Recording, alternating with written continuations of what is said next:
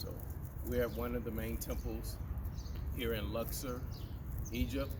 Now Luxor was the palace city, and it is believed that Ramses II, who was probably the most famous pharaoh of Egypt, was the pharaoh that Moses contended with in the book of Exodus. So this middle place here in the temple, and you can move it to the right and left a little bit, is where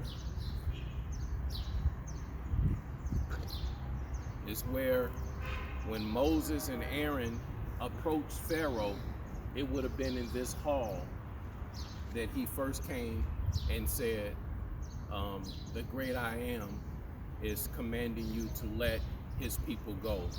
It is right here.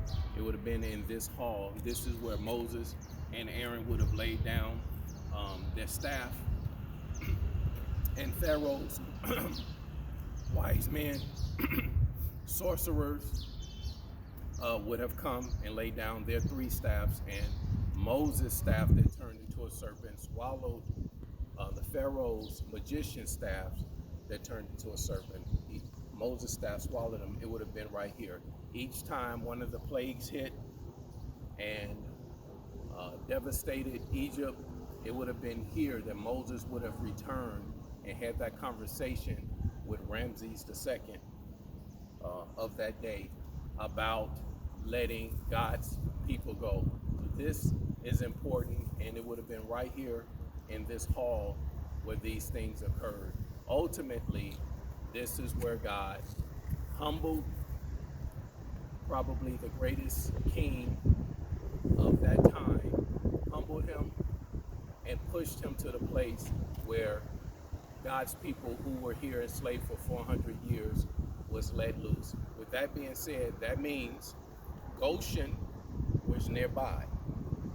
Goshen was nearby, which was where the children of Israel lived. That was the plush land, fertile land that that Joseph gave the children of Israel when he was the viceroy.